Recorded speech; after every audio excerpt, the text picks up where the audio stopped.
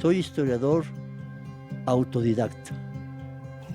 De ahí cumplo con una comisión que me encomendó el general Lázaro Cárdenas. Un libro se debe de leer 3 veces. Me dice la señora que me atendía, lo van a venadear. Yo no sabía qué era eso. Hasta que me explicó, lo van a matar. Mi padre nos dejó, del cual nunca me ha preocupado, ni le tengo que señalar nada a él. Organizó el Congreso Internacional México-España en Carmona, España, en honor a mi apellido. Y le contesté, con el hambre de mis hijos. Hola, ¿cómo están? Qué gusto saludarlos, mi nombre es Marco Tulio, soy profesor y esto es Líderes que hacen la diferencia. Este, sin duda, que tiene que ser uno de los episodios más importantes de los esfuerzos de investigación, porque estamos ante un investigador de grandes ligas, un maestro, un académico, un historiador, una persona que si alguien sabe de historia, es el maestro Alejandro Contra. Gracias, maestro, por permitirnos estar en esta hermosa biblioteca para charlar un ratito. Bienvenidos a este lugar, porque lo mejor que puede sucederle a esta biblioteca es que sea visitada y después consultada. Ese es mi objetivo, que la gente de Texcoco, los estudiantes principalmente, vengan a investigar a este lugar que está lleno de libros, documentos sobre la historia de Texcoco, sobre la historia del Estado de México, y tenemos ramos especializados, por ejemplo, la historia de Chihuahua, la historia de Sonora, la historia de Tamaulipas. Pero el gran bagaje cultural, literario, de escritos es Texcoco. Sin duda, maestro. Maestro, ¿ha calculado cuántos volúmenes tiene? La verdad es que, a grosso modo, hemos calculado unos 6,000. Ahorita quizás, en el área que está usted observando, sean 4,000. Pero tengo 2 bodegas laterales con cajas de libros que nos falta acomodar. Por cierto, quiero platicar una anécdota. Adelante las que quiera, maestro. Hace algunos años un amigo me preguntó, ¿y cómo hiciste esta biblioteca? Y le contesté, con el hambre de mis hijos. Porque muchas quincenas, en lugar de llevar completo el gasto a casa, llegaba yo y le decía a mi esposa, mira lo que compré, mira esta oferta de libros. Y llegó una época en que, por años, no un año, por años, que cada quincena comprábamos un libro, ya sea ella o su servidor. No, maestro. Y ahorita llegaremos, si me lo permite, maestro, y me lo autoriza a platicar sobre su esposa, porque es otro gran personaje de la historia y de la investigación. Pero no nos adelantemos. Maestro Contra, fíjese que lo más normal cuando le pedimos a usted su presencia es decirle, maestro Alejandro, platíquenos de Benito Juárez, maestro Alejandro, platíquenos de Cuauhtémoc, platíquenos de Nezahualcóyotl. Pero maestro Alejandro, hoy quiero pedirle humildemente que nos platique de Alejandro Contra Carmona. Es el personaje de quien yo quiero saber más este día. Entonces, maestro, incluso hice mis notas para no perder detalle de lo mucho que quiero preguntarle. Maestro, primero que nada, cuénteme, porque eso usted lo platica seguido, pero ¿usted nace en el estado de Hidalgo? ¿Estoy en lo correcto? Antes de iniciar y con gusto contestar, hay un dicho que dice, halago en propia boca es vituperio. Espero no caer en el halago sobre mi persona. Sí, soy originario de Apan, Hidalgo. Me crié mis primeros años en la Huasteca hidalguense, Tenango de Doria, Agua Blanca de Iturbide, cerca de Guayacocotla, en fin. Y muy pequeño me trasladé al Distrito Federal, donde viví 2-3 años más, hasta que en 1958 llegamos a Chiconcuac, para no volver a salir de estas tierras del viejo Acolhuacán, donde llevo 66 años. Soy texcocano por radicación, hidalguense por nacimiento. Maestro, ¿su familia era adinerada? No, más bien mi familia eran mi madre, mi hermana y yo. Mi padre, hijo de don Pascual, mi padre Pascual Contla, hijo de don Marciano Contla de Apan Hidalgo, sí tenían dinero. Tenían una tienda llamada La Ciudad de Londres. Y mi abuelo, me acuerdo que alquilaba 4 bodegas de la estación del ferrocarril, porque vivía frente a la estación, que alquilaba para acaparar la semilla, la cebada, y la llevaban a vender a Orizaba a la cerveza, para la cerveza. Entonces sí tenía una flota como de 10 camiones para traspalear semilla, cebada, maíz, y ese era su negocio. Llegó a ser tan famosa la Ciudad de Londres de Apan Hidalgo que un señor trabajó con él como su auxiliar en asuntos contables. Va a ser el que años después es el dueño de las tiendas Aurrerá. De Aurrerá, de los supermercados, maestro. Sí. Esa familia siempre le reconoció a mi abuelo el apoyo.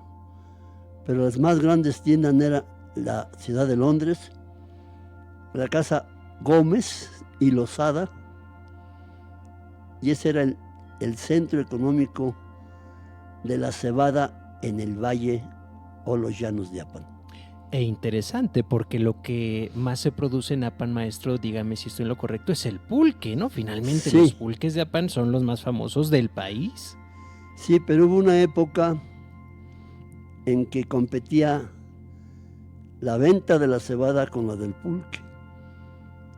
Y desgraciadamente, en la época de Victoriano Huerta, al término de su gobierno, los pulqueros principales de Hidalgo, Tlaxcala y Puebla apoyaban a Victoriano Huerta.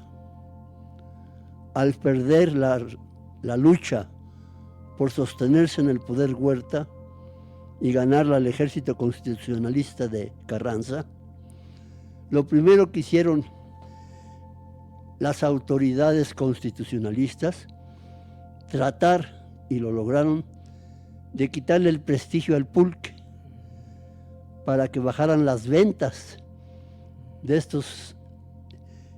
esta aristocracia pulquera. Y así fue, así sucedió, así se inventó que la muñeca con suciedad era para batir el pulque. Eso no es cierto. El pulque es tan delicado que cualquier germen le puede infectar y se echa a perder. Pero ¿cuál era la idea? Destruir, acabar con la riqueza de la aristocracia pulquera que había apoyado a Victoriano Huerta. Entonces, después de Huerta, yo estoy hablando ya de 1916 a 1918, crece la industria cervecera.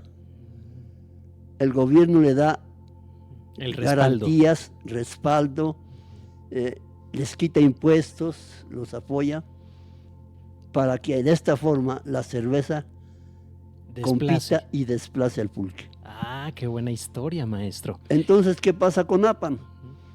Se tiene que fortalecer con la siembra de la cebada, que va a servir para el pulque, para la cerveza. Para la cerveza. Maestro, regresemos a sus años en la Ciudad de México y regresemos a su mamá y a su hermana. ¿Su mamá, maestro, a qué se dedicaba? Mi madre fue maestra rural con mucho orgullo. Ella terminó la escuela primaria y la secundaria. Siendo ella habiendo terminado la secundaria,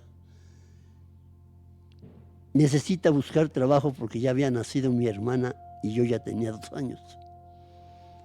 Mi padre nos dejó, del cual nunca me ha preocupado. ni le tengo que señalar nada a él. Mi madre fue capaz de darnos carrera a los dos y consiguió una plaza de maestra en la Huasteca hidalguense. Era la época de la Escuela Rural Mexicana, que salió a flote en los años 40 y 50 del siglo pasado, gracias a la fundación del Instituto Federal de Capacitación, que era una escuela para maestros en servicio. Y ahí estudió mi madre. Esto es, ya estando en servicio, estudió los años de la carrera de maestro y se tituló. Terminó su carrera de maestra en Chiconcuac. Por eso es que usted, maestro, se traslada de la Ciudad de México, bueno, de Hidalgo a la Ciudad de México y de la Ciudad de México a Chiconcuac. Maestro, ¿en Chiconcuac usted hace su primaria?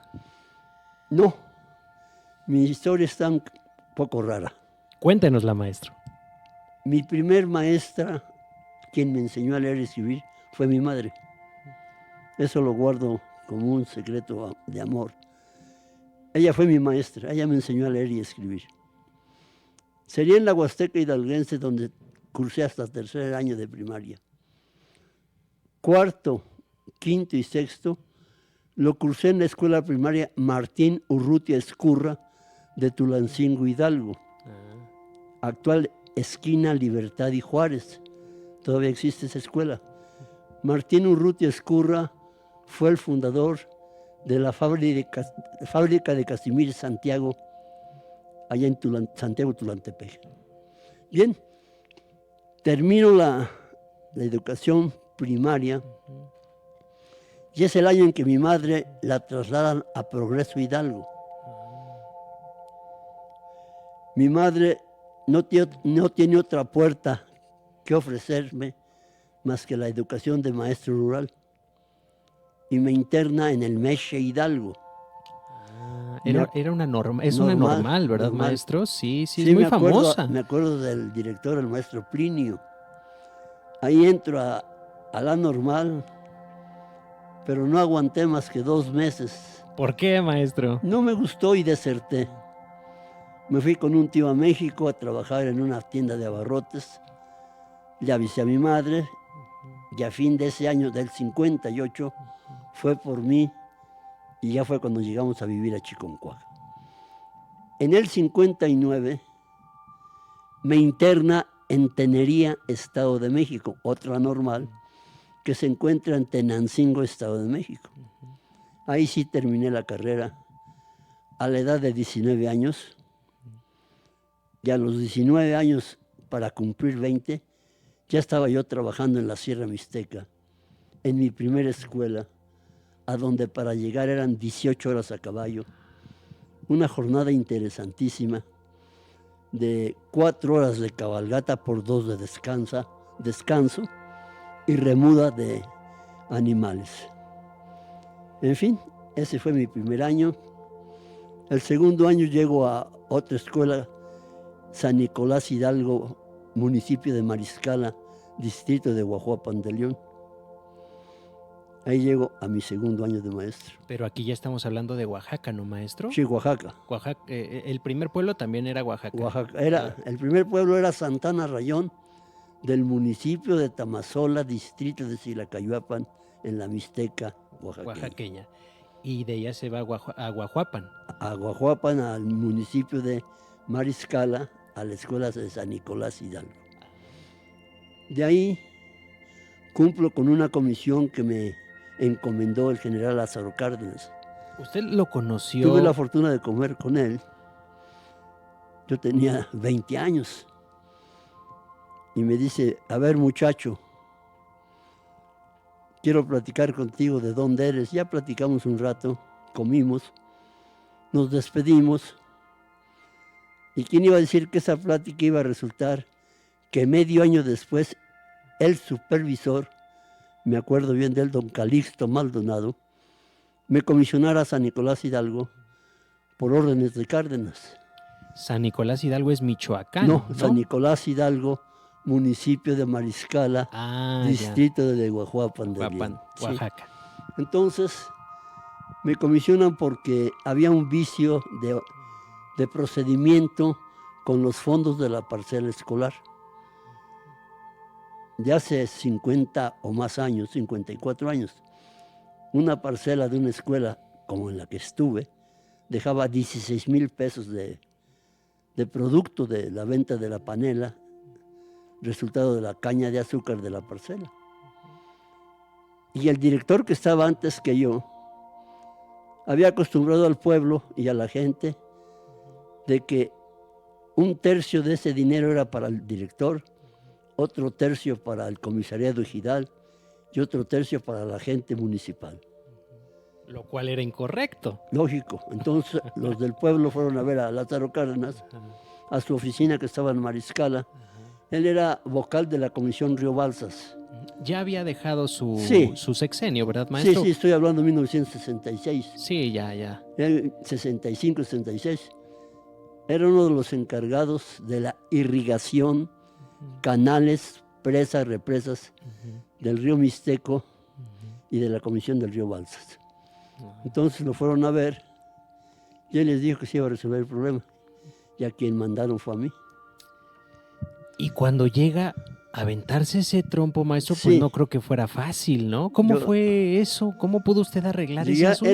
Era la única escuela completa de toda la zona, la más grande. Tenía 6 grupos. Tenía casa del maestro. Estaba bien la escuela. Entonces tuve que ganarme a la gente con trabajo. Y ya que tenía yo a la gente de mi lado, consciente de que sabían quién era yo, cité a junta y a mis maestros les repartí la agenda a disponer, a expresar. Unos hablaron de tareas escolares, otros sobre alimentación, otros sobre la puntualidad y el aseo. Y al último yo hablé sobre parcelas escolares. Palabras más, palabras menos, lo recuerdo. Señores padres de familia, en 1942, el presidente Manuel Ávila Camacho decretó la publicación del reglamento de parcelas escolares, el que en su artículo 1 dice el 50% del producto de la parcela es para beneficio de la escuela, necesidades.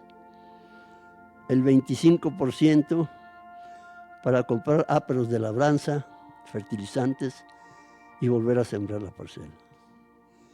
Y el otro 25% para los maestros que lo hayan trabajado.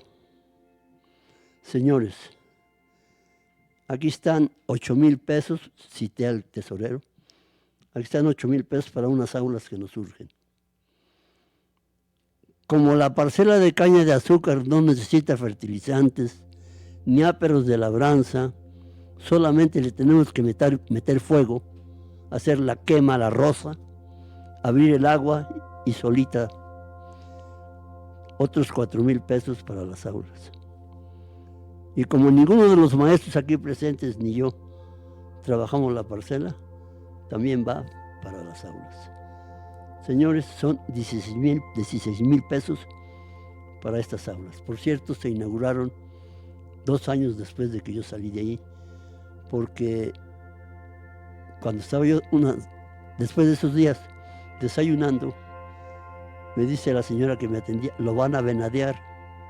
Yo no sabía qué era eso, hasta que me explicó, lo van a matar.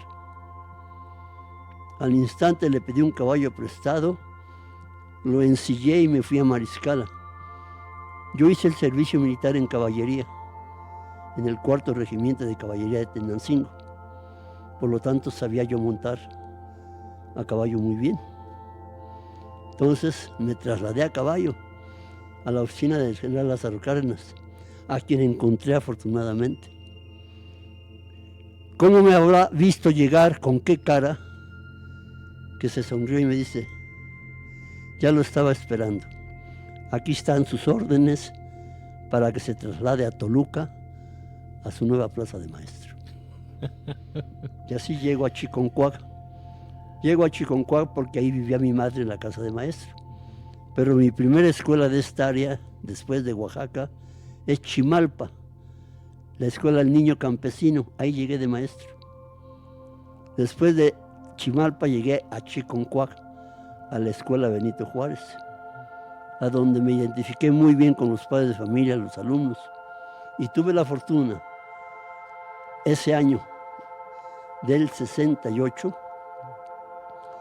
de obtener el campeonato infantil de básquetbol con los niños de Chiconcuac ante una selección de Toluca, que fuimos a Toluca a jugar un cuadrangular con varios municipios y obtuve el primer lugar de Chiconcuac hacia Chiconcuac, para Chiconcuac, para estos niños de la escuela primaria Benito Juárez en dicho año.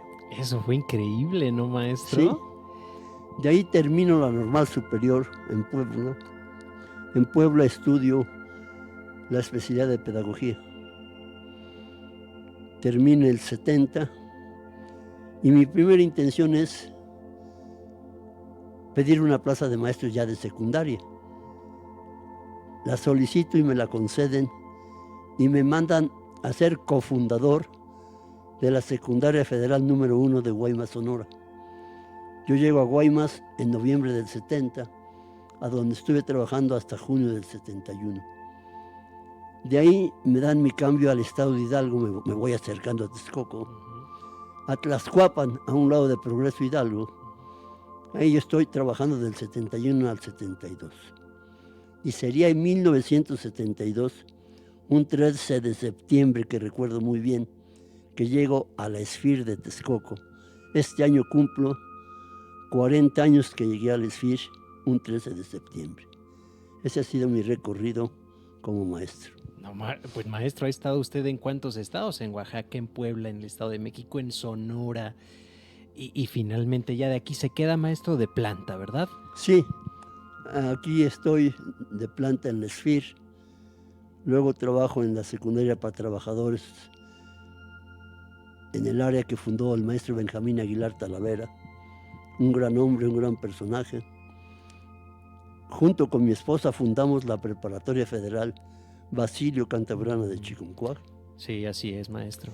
Y en 1995 llego de director a la telesecundaria de San Joaquín Coapango, Texcoco, a donde dilato 24 años de director.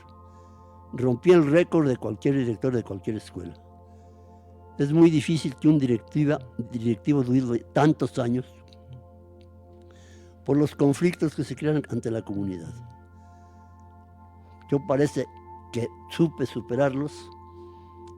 Tuve ataques, cierto es, pero salimos adelante y salí cuando yo quise jubilarme.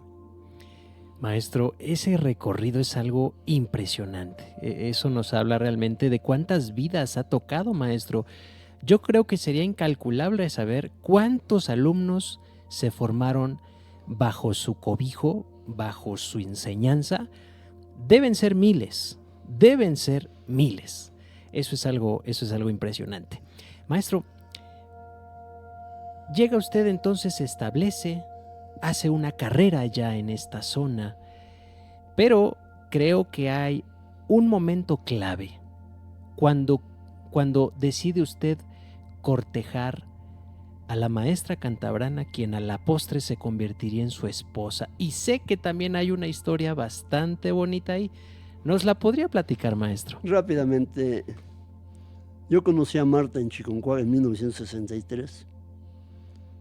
En el 65 me voy de maestro a la sierra y me era muy difícil venir a verla, por lo que le escribía yo cartas. Le escribí más de 50 cartas del lugar donde yo trabajaba. Pero aparte de eso, con los de la comunidad, después de jugar básquetbol, voleibol, fútbol en los pequeños espacios del rancho, fuimos a aplanar un espacio de cerca de 600 metros de largo. Quitamos árboles, piedras, se arregló hasta que pudo haber una pista aérea. Y con esa pista aérea, yo a las 2 de la tarde ya estaba en Chiconcuac platicando con ella, saliendo temprano a las 6 de la mañana de mi escuela. ¿Pero salía en avioneta, maestro? Sí. La avioneta bajaba, me llevaba a Matamoros de Izúcar en 15 minutos y en Matamoros de Izúcar tomaba yo el Cristóbal Colón que iba del Istmo hacia la Ciudad de México. Antes de esto, venir a ver a Marta a Chiconcuac era casi 2 días. De camino. Sí, voy a explicar. Yo salía el viernes en la noche a caballo. Para que no me asolease mucho, tenía que ser en la noche. Venía yo a caballo desde las 10 de la noche hasta las 6 de la mañana, con la consigna de no dormirme, porque si me dormía en el caballo me tiraba. Sí. Llegaba yo a Mariscala de Juárez a las 6, 7 de la mañana, me daba yo un no regaderazo, una batea de agua en la cabeza y ya se acabó. Desayunaba un café y un pan y esperaba yo los carros maiceros que bajaban de la sierra, que iban a acaparar semilla de cacahuate y maíz. Me subía yo en la costalera de los carros, me ponía yo una toalla en la cara para no asolearme y iba llegando a Guajuapan a las 2, 3 de la tarde. A esa hora tomar el carro a México. Llegaba yo a México como a las 6, 7 de la noche y llegaba a Chiconcuac como 9, 10 de la noche del día sábado. Para estar con ella, visitarla, platicar el domingo. El domingo en la noche salía yo hacia Oaxaca, tomando el camión a las 11 de la noche, y me bajaba yo en Guajuapan de León a las 4 de la mañana, 5, y allí esperar a que amaneciese para que a las 6 de la mañana subiese a la avioneta que me llevaba a mi escuela. Yo estaba en mi escuela a las 7 de la mañana del lunes ya trabajando. Entonces, era un recorrido brutal, maestro. Sí, por eso esa pista que yo lo he dicho, la hice con amor para encontrarme con ella. Me trae muy buenos recuerdos. Y las cartas, maestro, supongo que se conservan esas cartas, maestro. Ella las conserva, creo. ¿Valdría la pena quizás preguntarle a la maestra, si ella quiere, que algún día se publicaran, ¿no, maestro? Sería muy bonito. Podría ser, podría ser. Porque ve que, por ejemplo, las cartas de Juan Rulfo a su novia están publicadas. Las cartas de Rulfo. Yo creo que las cartas de Alejandro Contla tendrían que estar ahí también. Podría ser, repito, no. Con un poco de humildad diría que sí me gustaría. Yo recuerdo una de ellas que dice: al caer la lluvia en la sierra, te recuerdo entre los relámpagos que me están en este momento recordando tu cara. Maestro, ¿y cuánto tiempo le tomó cortejar y convencer a la maestra Marta para que finalmente quisiera hacer vida con usted? 2 años y medio. Nos casamos en el 68, en 1968, en la Catedral de Texcoco.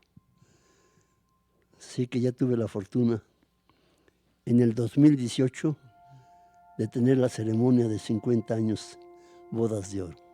Qué maravilla, maestro. Es una historia, me recuerda mucho a García Márquez cuando escribe El amor en los tiempos del cólera, porque es una historia ¿Sí?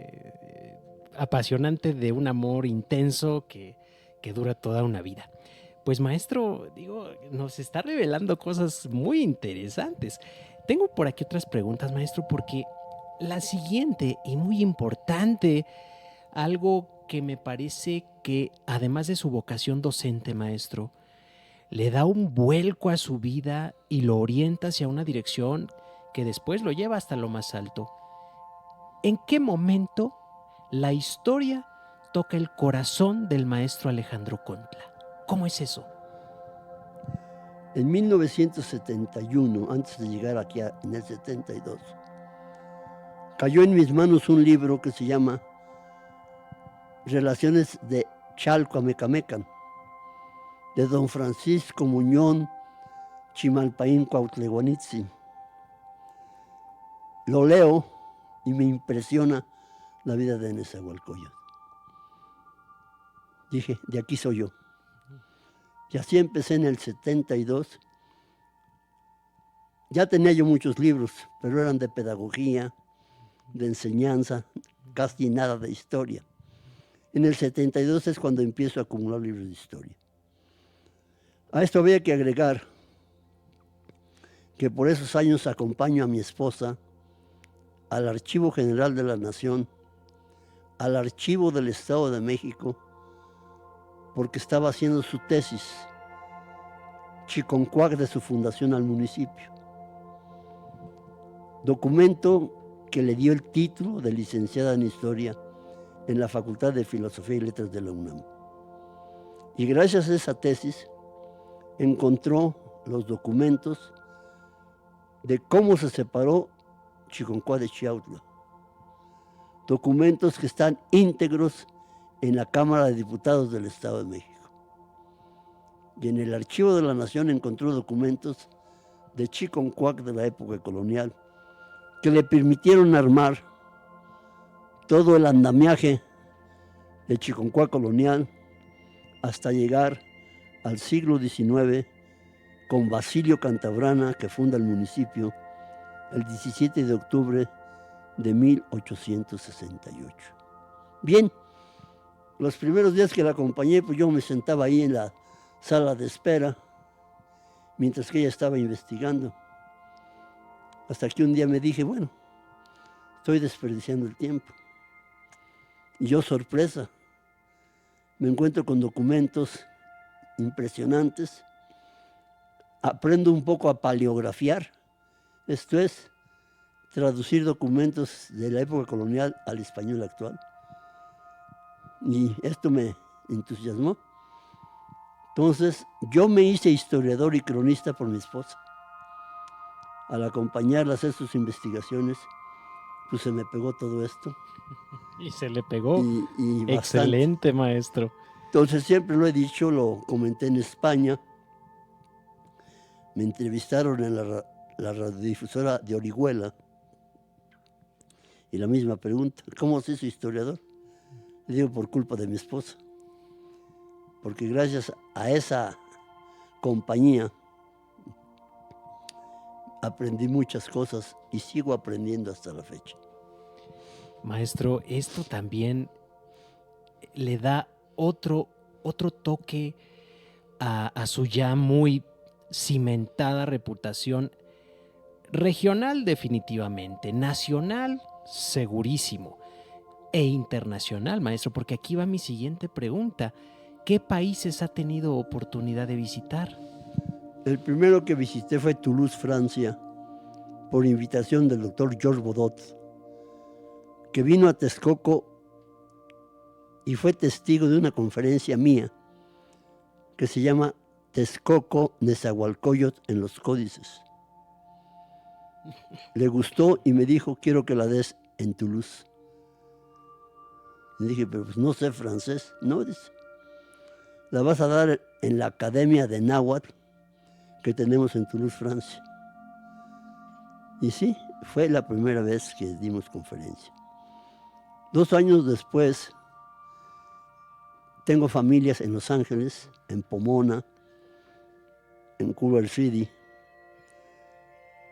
Yo iba a visitar a mis primos, a mi tío, y en una de esas visitas me llevaron a la Universidad Lucy, la de Los Ángeles, al área de Chicanos. De ahí di una conferencia sobre la fundación de Tenochtitlan. Después de ahí, a Guatemala, en Cuba, y por último, en España, a donde hemos ido 4 años, junto con mi esposa, los dos, hemos presentado trabajos de investigación en España. Pero lo que más me llena de orgullo es que en el año 2018, el comité organizador, que es la Real Asociación de Cronistas Españoles, organizó el Congreso Internacional México-España en Carmona, España, en honor a mi apellido. Eso nunca lo he olvidado. Y pregunté la causa.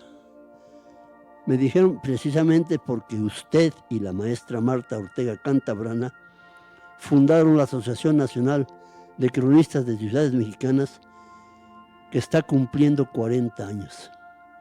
Y nadie se ha acordado de ustedes. Nosotros sí. Mejor en España reconocieron nuestra labor. Y repito, trabajamos en Carmona, en Sevilla, las conferencias, tanto de mi esposa como su servidor, que expusimos con mucho gusto en foros españoles. Maestro, entonces, cuando usted llega a España, usted llega a la Universidad de Salamanca, y hay un mito muy difundido que incluso yo en uno de mis videos lo dije, con base en la obra de José Luis Martínez Hernán Cortés, que es que Cortés estudió en Salamanca, pero esto no es verídico, ¿cierto, maestro? No, no lo es. Preguntamos a la directora de estudios de historia de dicha universidad y nos dijo que no era cierto, pero que por necesidades históricas tuvieron que develar una placa en el patio principal de la universidad a donde se dice: aquí estudió Hernán Cortés. Pero los que han investigado, personas serias, no han encontrado las evidencias. Hubo un maestro de la Universidad Nacional Autónoma de México, José Valero Silva, que se especializó en Hernán Cortés. Él fue a Salamanca y estuvo un año buscando en los archivos la ficha de Cortés. No encontró nada. Y hizo un pequeño libro, Las verdades de Hernán Cortés, de José Valero Silva. Y ahí lo señala él, que era falso su instancia ahí. Pero hay cosas que se repiten tanto que se convierten en verdades. Bernal Díaz del Castillo sí dice que estuvo en Salamanca. Francisco López de Gómara, son historiadores de su época, también lo afirma. Muchos años después, hay una historia de William Prescott, la conquista de México, norteamericano él, del siglo XIX. También él dice que estuvo en Salamanca. Y esas son las pequeñas basuritas de la historia que a veces nos estorban, pero que cuando tenemos la evidencia de no ser ciertas, somos indiferentes al dato y seguimos adelante. Perfecto. Maestro, si no me equivoco, conoció usted, y no solamente en breve, sino de forma muy cercana, al doctor Miguel León Portilla. ¿Esto es correcto, maestro? Es correcto. Tuvimos una excelente amistad hasta su muerte. Con Chonita, su esposa, ni se diga. Tuve la fortuna de ir varias veces a comer a su casa. Tuve la fortuna que varias veces viniera a Texcoco. Por ahí entre mis libros hay un libro que escribió sobre Nezahualcóyotl. En la parte introductoria nos lo dedica a Marta y a mí. Eso nos muestra la calidad, la bondad, la humildad de un hombre que nos estimó bastante.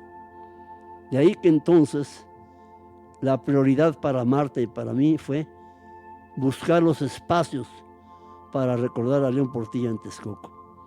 Y así logramos que la secundaria Texcoco se llamase Secundaria Miguel León Portilla. Sí, es correcto. Así logramos que la maestra Delfina, en su época de presidente, obsequiase al pueblo de Texcoco el busto del doctor Miguel León Portilla, el cual desgraciadamente al año lo chocaron, se deshizo y sería con Sandra Luz Falcón Venegas, la actual presidenta, que se volvió a hacer el busto y se inauguró hace algunos meses.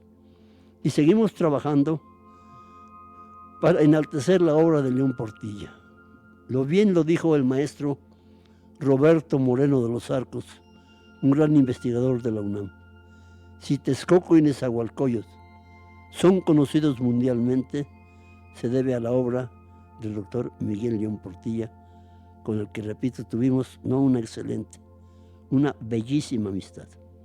Qué maravilla, maestro. Y el hecho de que él le dedicara una obra a usted y a su esposa habla no solo del cariño, sino también del reconocimiento profesional de historiador a historiador, maestro. Sí. Y a usted estoy segurísimo que eso es una de las cosas que le dan mucho orgullo, como, y me como comprometen, muchas, ¿no?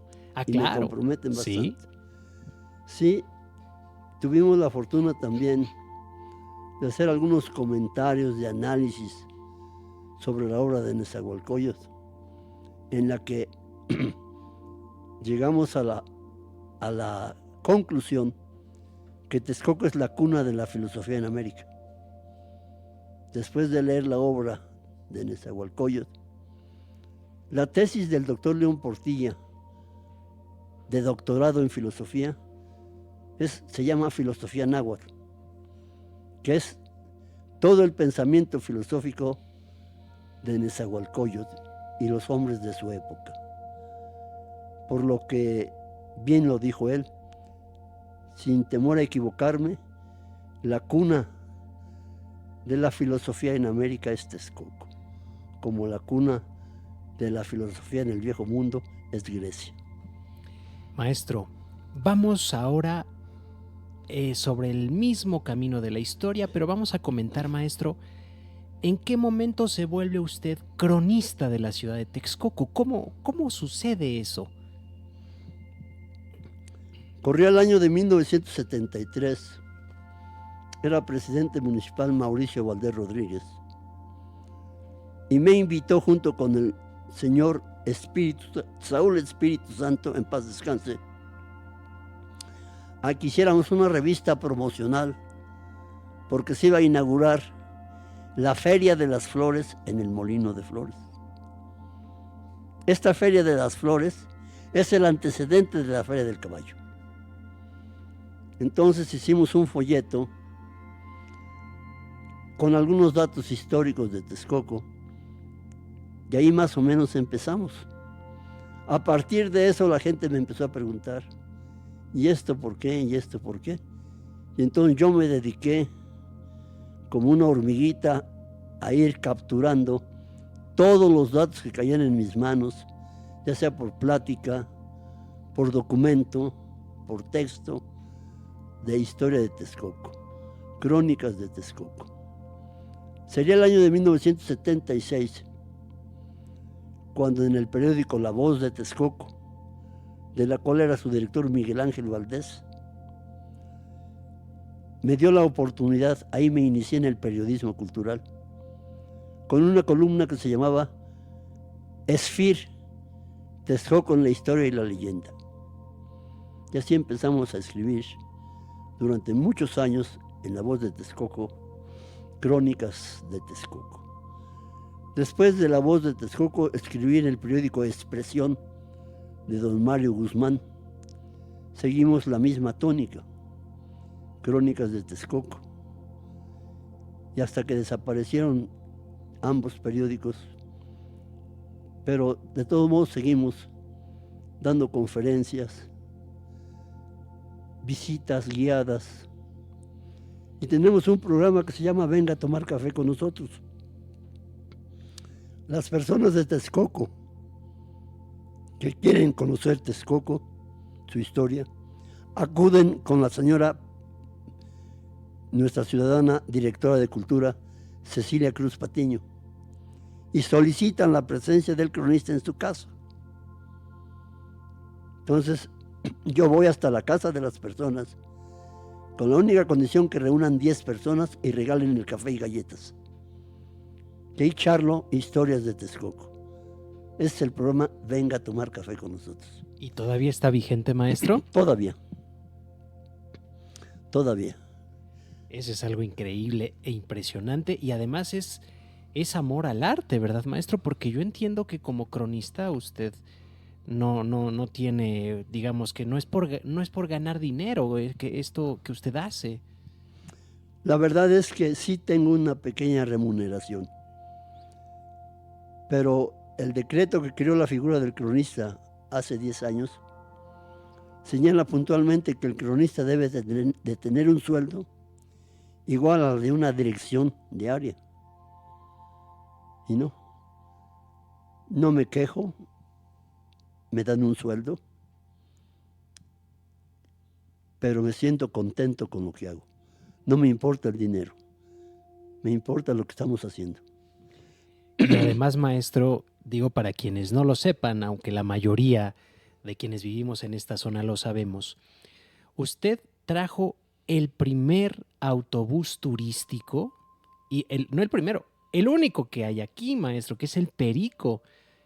Yo, maestro, tal vez también no se acuerda, pero lo entrevisté hace algún tiempo y me platicó la historia del Perico, pero me gustaría pedirle, maestro, si nos la puede repetir. ¿Cómo se dio? El Perico es un camión, les vamos a poner aquí una foto, es un camioncito turístico que va recorriendo las calles de Texcoco y donde el maestro Contla nos va explicando cada lugar importante. Pero, ¿cómo fue eso, maestro? ¿Cómo se le ocurrió? ¿Cómo lo financió? ¿Cómo fue?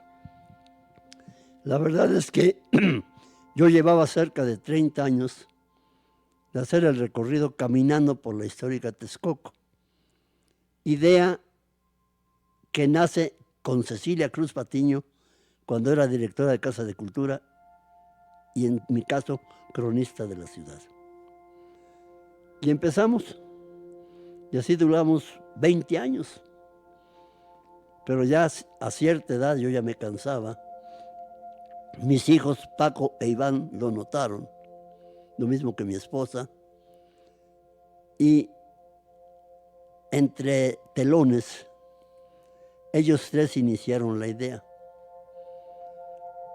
Mis dos hijos y mi esposa. Después de que la cristalizan, me la platican, me gusta, porque llena mis intereses, porque llena mis ambiciones de hacer algo nuevo. Y entonces buscamos socios de la Academia de Historia que cooperaron, más bien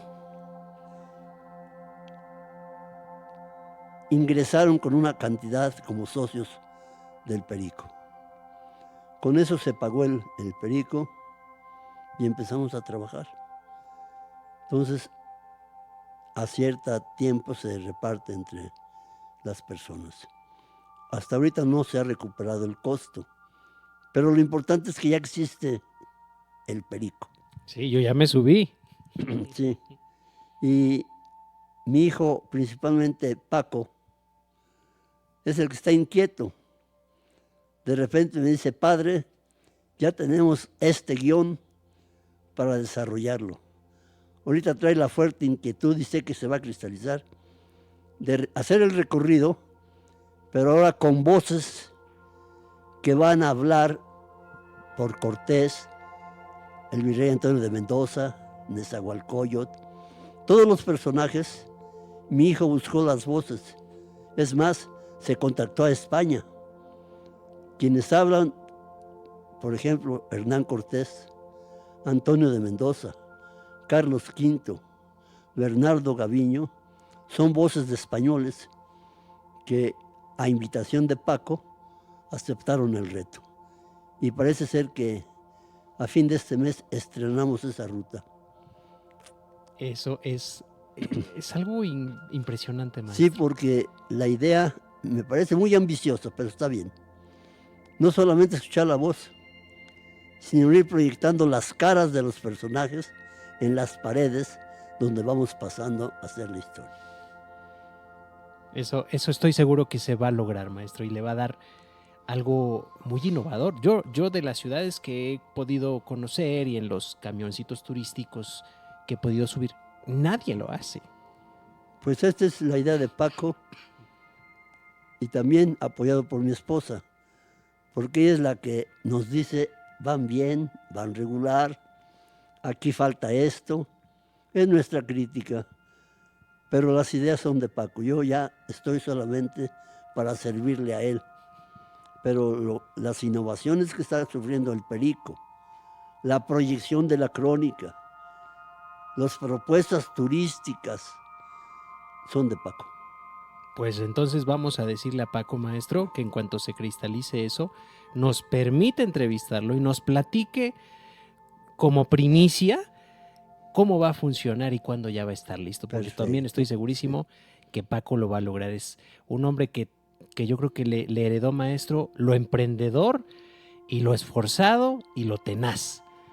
Yo le llamaría lo necio, pero gracias a eso se han logrado muchas cosas. Sin duda alguna. Maestro Contla, ¿qué sigue para usted? ¿Va a seguir usted al frente de la investigación y de la difusión de la historia? ¿O ya quisiera usted retirarse? ¿Qué planes tiene, maestro? Si me retiro, la verdad me muero. Ahorita yo tengo época. Yo ya vivo con oxígeno. Pero ¿qué es lo que me revive? La investigación. Venir aquí, buscar libros. Ya más o menos sé dónde están y qué temas tienen. Por ejemplo, me decía un señor, ¿tiene usted algo sobre tierras dadas por merced real por España? Sí. Por ahí está. Porque tengo la fortuna de acordarme de dónde están los libros, dónde están las cosas. Entonces, cuando yo me siento más fatigado, mi propio hijo me dice, papá, ponte a escribir, ponte a leer, y lo hago. Entonces eso me revive mucho. Este evento me revive mucho. Las visitas en el Perico, lo mismo. Las conferencias. Entonces esto va en serio y hasta la muerte. Esto sí, maestro, es un compromiso hasta la muerte, que esperemos, maestro, que nos dure usted todavía mucho tiempo, porque ¿quién sino usted se va a encargar de hacer la crónica de la historia de nuestra región? Sería complicado llenar sus zapatos, maestro. Quiero decirte con satisfacción, y no lo veo mal, que a raíz de que yo empecé hace 40 años con estos vericuetos de investigación y todo, que no había nadie, empezaron a surgir historiadores e historiadoras locales. Empezaron a surgir tesis bien cimentadas de historia de Texcoco. Y en lugar de sentirme con envidia, no, al contrario, me da orgullo, porque yo sé que muchos de ellos escribieron porque decían, Contla se equivocó, pero esto es aquí, y no me molesta. Si yo no me hubiese equivocado, no hubieran encontrado un camino para hacer la nueva historia de Texcoco. Así que tenemos muchos jóvenes, bueno, no muchos, pero fácil, unos 10. Uno ya está haciendo el doctorado de Historia en Colegio de México, otros más están haciendo la tesis de licenciatura, otros de maestría, y 2 que 3 vienen conmigo a pedir asesoría, aunque saben que no soy historiador. Soy historiador autodidacta, pero me da mucho gusto que los que están estudiando historia vienen a consultarme. Entonces, te repito, yo doy gracias al Señor de que las inquietudes que he dejado han cristalizado en nuevas investigaciones, lo cual no me da coraje ni me da enojo. Al contrario, gracias, Señor, por haberme equivocado. Y como alguna vez lo dije, porque alguien por ahí me copió, como han copiado la obra de mi esposa. La primera historia prehispánica de Texcoco la escribió Marta. Y se la fusilaron muchas gentes. Y a mí me pasa lo mismo. Y un día que me preguntan, ¿no te da coraje que te copien? No, le dije. Benditos sean los que me copian, porque de ellos serán mis errores.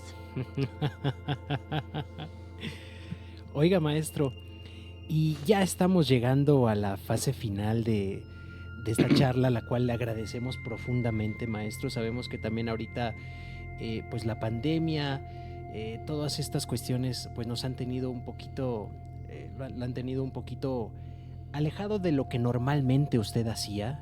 Usted era un hombre sumamente activo, pero bueno, todas las circunstancias pues nos han hecho a todos en general, y usted no fue la excepción, maestro, pues guardarnos un poquito. Maestro, ¿cuál considera usted que ha sido el reconocimiento más importante que ha recibido de los cientos que ha recibido? ¿Cuál diría usted que es el que más le da orgullo? La presea Benito Juárez, que otorga la Sociedad Mexicana de Geografía y Estadística, una sociedad fundada en 1833, la más antigua de América. También un reconocimiento que me dieron en España. A Marta, mi esposa, también se lo dieron por ser fundadores de la Asociación Nacional de Cronistas de Ciudades Mexicanas. Son los que más me emocionan, pero sí he de decirle, modestia y aparte, que tengo cerca de 50 reconocimientos que me han otorgado el Estado de Chiapas, el Estado de Veracruz, el Estado de México, el Estado de Hidalgo, el Distrito Federal, Guatemala. Entonces tenemos, digo, porque mi esposa también. Ella es una persona muy dedicada a la investigación, que nunca le gusta hacer aspavientos ni publicidad. Ella trabaja sus investigaciones, como la última que hizo, que me parece excelente, sobre Catalina de Bustamante, la maestra española que fundó aquí en Texcoco la primera escuela para niñas indígenas nobles en 1527. Trabajo que mi esposa realizó cerca de 10 años de investigación. Se metió de lleno, encontró la familia de Catalina en España, encontró sus antepasados, sus matrimonios, sus hijos. En fin, es una profesional. Yo por eso me siento orgulloso de haberle aprendido mucho a ella. Sería necesario que en un futuro la entrevisten a ella. Seguramente lo haremos, maestro. Seguramente lo haremos. Y maestro, fíjese que este programa se llama Líderes que hacen la diferencia, y digo, yo creo que no le cabe duda a nadie que usted, maestro, desde muy joven, porque usted empezó como profesor desde 18, 19 años, ha sido un líder que ha hecho la diferencia. Pero también, maestro, tenemos otro canal que se llama Leer para Crear, donde fomentamos la lectura. Maestro, usted como un hombre que ha vivido de los libros, ¿cuál considera que es la importancia de la lectura? ¿En qué pedestal pone usted a la lectura para el desarrollo del ser humano? La lectura llega cuando la persona que lee quiere que llegue. A fuerza no. Tiene que haber un llamado, una iluminación para que esa persona le caiga el 20 de algo que leyó y se contacte. Esto no quiere decir que en las escuelas primarias se motive a los niños a leer. Ya el que está inmerso en la lectura, el que ya sabe leer, yo le he aconsejado. Un libro se debe de leer 3 veces. La primera para conocerlo, la segunda para comprenderlo y la tercera para utilizarlo. O sea, no nada más es leer el libro y ya, aventarlo. Si el libro es bueno, si el libro me deja enseñanzas, si el libro cambió mi forma de pensar, ser y me motivó a otras acciones, hay que leerlo otra vez. Y una pregunta muy difícil, maestro, ¿cuál es su libro favorito? Busque el que guste de aquí y todos son mis favoritos. No, hay algo en especial. Por ejemplo, ahí tengo el Epistolario de México Virreinal. Es una obra de Francisco del Paso y Troncoso de 16 tomos. Esta obra cuesta cerca de 10,000 pesos. pero trae todas las cartas o la mayor parte de cartas que se encuentran en el archivo de Indias, escritas de aquí hacia España y de España hacia acá. Cartas, por ejemplo, de los descendientes de Nezahualpilli, los Pimentel, los Iztlizóchitl, dirigidas al rey pidiéndole canonjías y mercedes reales de tierras, y usando el español de la época. Y me despido de usted besando sus pies. Que ahorita nos parecería ridículo y humillante, ¿no? Era el estilo de la época.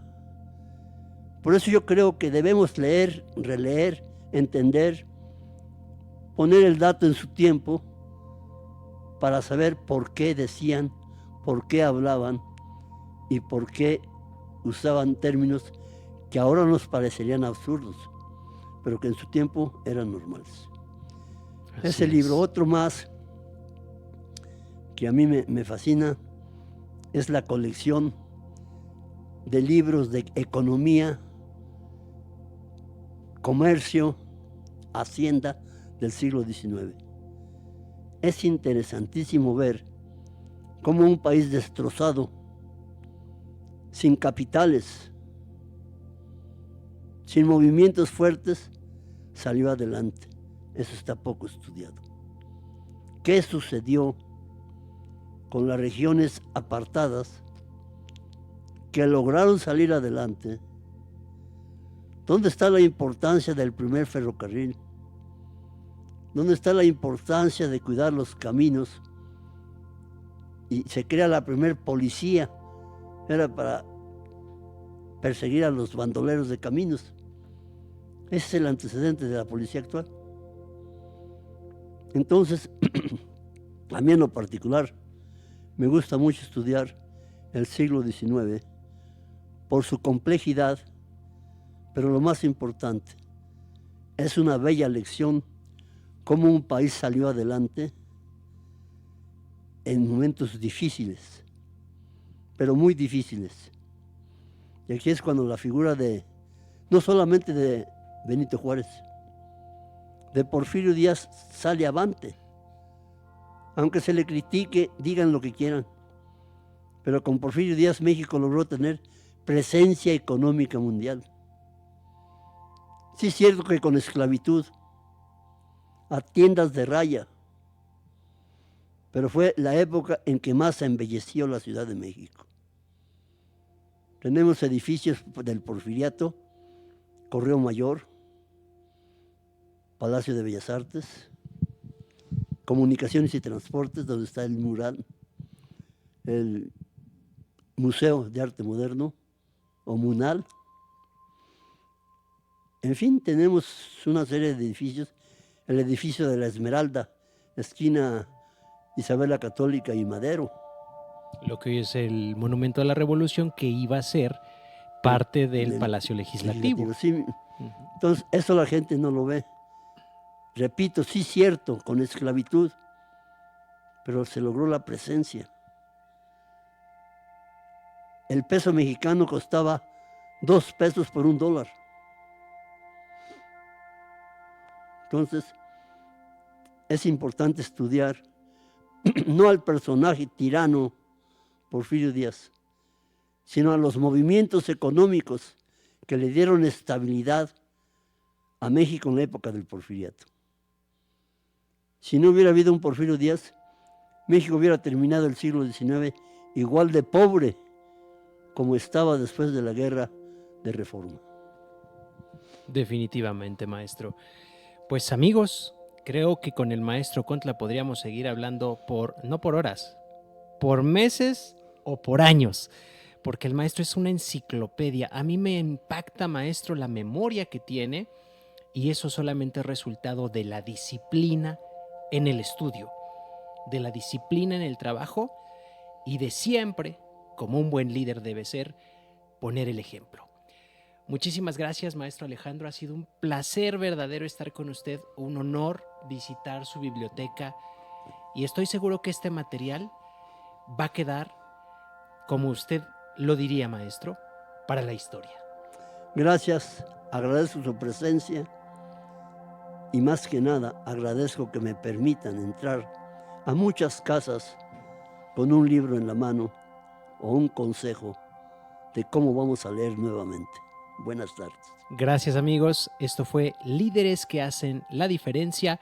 En esta ocasión tuvimos el privilegio de entrevistar al cronista de la ciudad de Texcoco, investigador, profesor y una personalidad en toda la extensión de la palabra, maestro Alejandro Contla Carmona. Y también muchas gracias por la ayuda y las facilidades a Francisco Contla. Paco, muchas gracias. Nos vemos en la siguiente. Gracias, maestro. Bien.